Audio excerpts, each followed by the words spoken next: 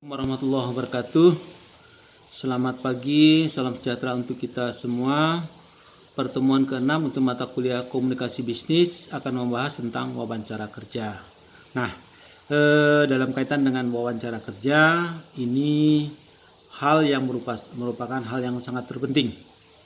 Karena wawancara ini akan memberikan gambaran tentang seseorang.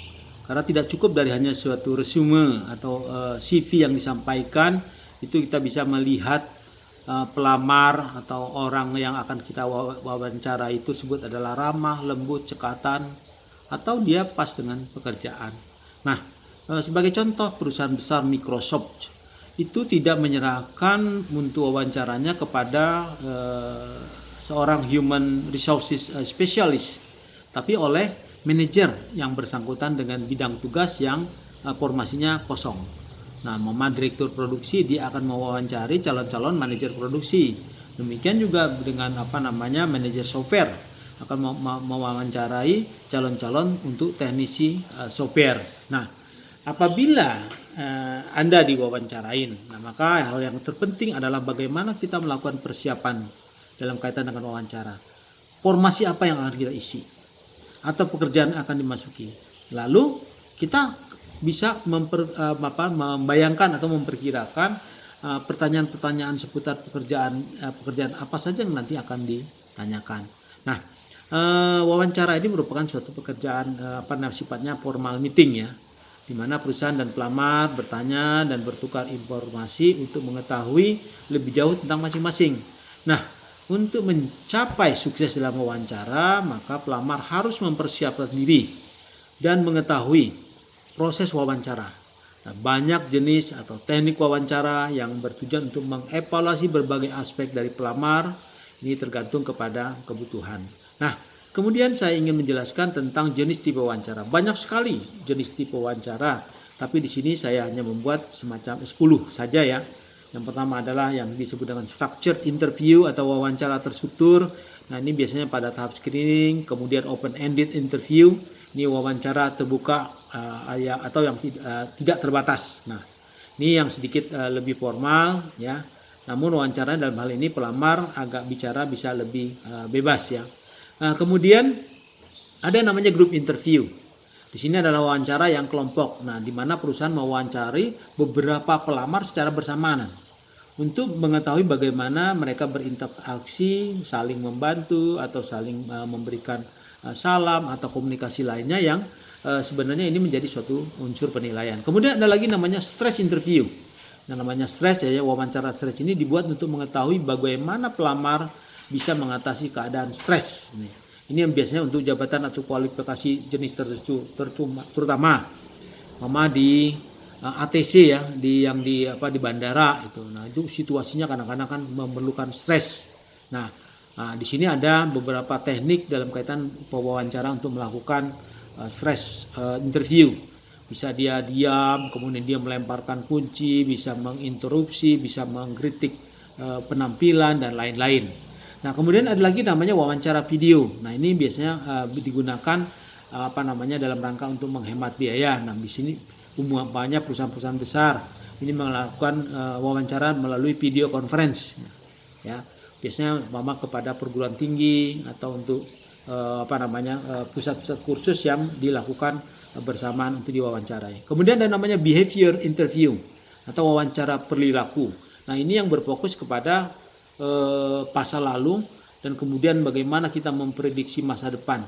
Nah, biasanya dalam pertanyaan-pertanyaan yang ada bisa apa keberhasilan terbesar Anda, apa kegagalan Anda, dan bagaimana Anda yang lakukan dalam waktu kuliah dan seterusnya. Nah, ini adalah wawancara dalam kaitan dengan yang namanya perilaku. Nah, di sini biasanya ada kunci menjawab pertanyaan dalam wawancara perilaku yang disebut dengan STAR, situation, task, action, and result. Nah, di sini nanti bisa dilihat langkah-langkah menggunakan teknik STAR ya dalam kaitan dengan untuk menjawab pertanyaan yang terkait dengan perilaku atau behavior. Nah, kemudian selanjutnya ada yang namanya wawancara situasional. Nah, wawancara situasional ini adalah lebih berfokus kepada kinerja di masa depan. Nah, di mana biasanya pewawancara akan memberikan kita ya sebagai orang yang diwawancarai masalah, dan kemudian bagaimana cara menyelesaikan masalah. Nah, ini ada beberapa contoh bagaimana kita di dalam kaitan dengan persoalan yang dihadapi, dan kemudian bagaimana untuk bisa memberikan pemecahan masalah. Nah, kemudian ada wawancara kasus. Ini sebenarnya hampir mirip dengan wawancara situasional ya, di mana di sini biasanya perusahaan yang melakukan ini adalah perusahaan-perusahaan konsultan. Nah, biasanya dia ada topik atau isu spesifik dari suatu bisnis.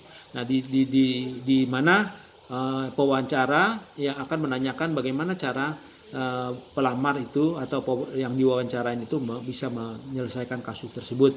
Nah, tentunya ada teknik-tekniknya, dan ini juga saya berikan teknik-teknik untuk wawancara tersebut. Kemudian ada namanya wawancara presentasi. Nah, dalam wawancara presentasi, pelamar akan diberi sebuah isu bisnis dan diminta untuk mempresentasikan solusi ke satu atau lebih karyawan perusahaan. Nah, biasanya dikasih kita diwasi waktu, katakanlah 30 menit. Nah, di sini kita harus mengatur waktunya. Nah, waktu 30 menit itu kita bagi-bagi. Pertama untuk 15 menit persiapan dan 15 menit presentasi. Nah, dari situ pun kita bagi lagi ya. Bagaimana kita mempersiapkan bahan itu, kalau bisa 10 menit sudah selesai. Nah, 5 menit pertama untuk mempersiapkan kira-kira garis besarnya apa yang akan kita sampaikan dalam kaitan dengan mempresentasikan solusi potensial yang akan kita sampaikan. Nah, terakhir adalah wawancara panel. Nah, biasanya dalam wawancara panel, pelamar akan diwawancari oleh sejumlah orang, katakanlah 5 orang pewawancara. Nah, ini akan menanyakan beragam jenis pertanyaan. Nah, kuncinya apabila menghadapi orang banyak, pewawancara yang banyak, jangan gugup. Nah, biasanya kalau kita menghadapi orang banyak dengan pertanyaan-pertanyaan yang berbeda-beda, kemudian juga dia seolah-olah ngomongin kita menjadi grogi. Nah, oleh karena itu gunakanlah teknik-teknik menjawab yang telah diuraikan dalam wawancara kasus, situasional, dan juga perilaku. Hal apa yang terpenting dalam wawancara? Nah, kaitan dengan wawancara yang terpenting tentunya kita harus mempersiapkan diri, lakukan pengamatan, ada semacam riset dasar, pikirkan lebih dulu gambaran tentang pertanyaan akan muncul, lalu kita memoles stylenya, style kita untuk diwawancarai. Kemudian usahakan merasa siap ketika datang, jangan terburu-buru. Oleh karena itu kita lebih datang pada tempat wawancara. Nah, kemudian harus merasa siap ketika datang. Nah, ini yang harus kita persiapkan. Nah, dalam proses wawancara ada beberapa tahapan yang harus dilakukan. Yang pertama adalah tahap warming up atau pemanasan. Nah, ini bagaimana kita bisa mempersiapkan diri ya. Nah, ini menjadi tahapan krusial di mana biasanya dalam kaitan dengan wawancara di tahap warming up ini biasanya 50% dari keputusan wawancara itu biasanya diambil dari 30 sampai 60 detik pertama. Ya. Ini kata seorang psikolog. Nah, kemudian bagaimana dalam kaitan dengan tahapan question and answer, tahapan tanya jawab. Nah, ini juga biasanya banyak menyita waktu, dan tentunya di sini banyak hal yang akan ditanyakan terkait dengan kualifikasi, kemudian diskusi tentang hal-hal yang terkait dengan apa yang kita sampaikan dalam resume.